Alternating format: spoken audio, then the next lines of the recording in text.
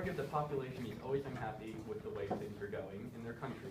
The government is supposed to be the voice of the people, passing laws that follow what society wants for itself. However, it always seems like the government is doing the opposite of what the people want. For example, an overwhelming number of Americans support the legalization of marijuana, yet many politicians oppose it and refuse to listen to the people.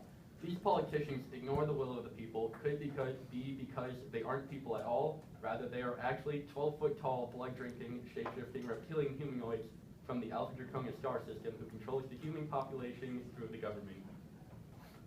The idea of evil serpents controlling humans dates as far back as the Bible, as shown by this passage from Micah 7:17. They will lick the dust like a serpent, like reptiles of the earth. They will come trembling out of their fortresses. To the Lord our God, they will come in dread, and they will be afraid before you. These fortresses are their underground bases, where they live in fear of being discovered by humans. Hailing from the Alpha Draconis star system, these reptilians are to be considered as invading aliens and something not created here, which is why they fear our God. Serpents are, however, prevalent throughout the Bible, as there is also the serpent who convinces Eve to eat the forbidden fruit, creating the first sin. It is not just the Bible that depicts serpents as deceptive. The Italian fairy tale The Enchanted Snake features a snake wishing to marry a human and is set to complete 3 tasks, one of which was to turn a palace into gold. He accomplished this by just rubbing gold-colored herbs to make the walls look gold, deceiving the humans. The snake also transforms into a handsome human prince after the task is completed, clearly showing that older generations understood the shape-shifting powers of the reptilians.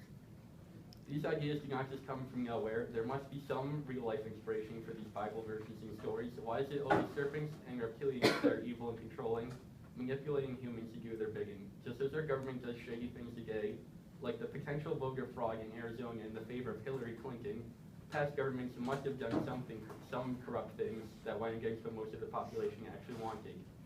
The deceiving serpents often have an authoritarian air about them, just like the government is the authority of the country. Ancient people must have known that their governments were controlled by lizards shapeshifting in the form of a human. State-sponsored illegal activities, such as South Africa's system of apartheid, go relatively unpunished, as these activities only harm humans, which our leaders are not. The reptilians shift blame from themselves onto psychopathic humans, like South Africa's Eugene Descartes, who command death squads to eliminate opposition to his lizard overlords. As lizard people feed on our blood,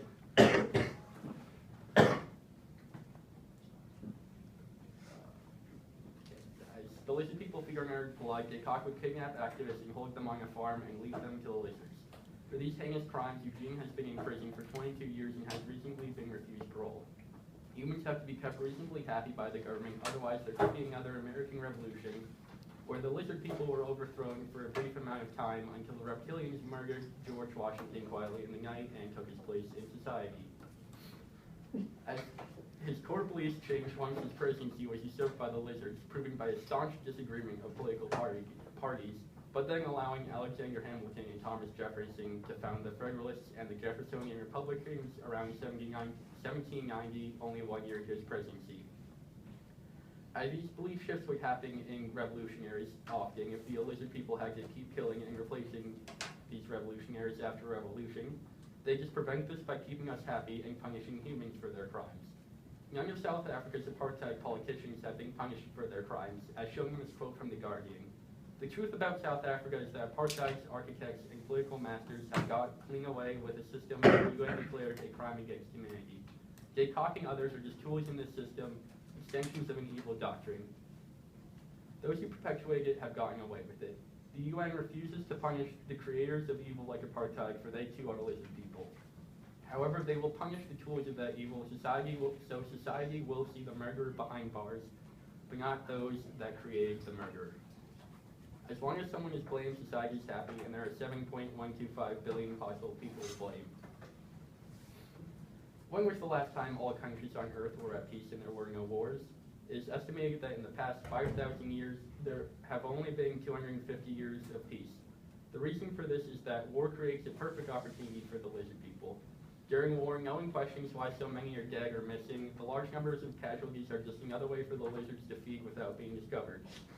War is not a natural thing. One wolf pack does not invade the territory of another wolf pack and start killing. Humans are the only species on this planet with war, as lizard people gain nutrients from human blood. Without the unnatural event of war, the lizards would be unable to feed large populations without revealing themselves to humanity. Even though they are larger and genetically stronger than us, being revealed would pose many problems for them. They don't have to hunt while we slaughter ourselves for them, but as long as they are not revealed to be the masterminds behind war, there's no way of stopping them. If everyone knew about their existence, we would obviously fight back, forcing them to fight for their food themselves.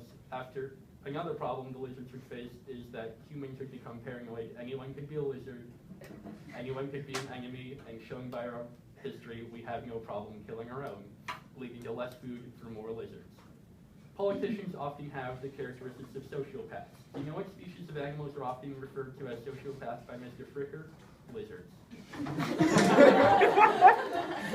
We must rise up against these sociopathic aliens and reclaim Earth for humanity. Dismantle the government and destroy their nests. We can have our freedom once again.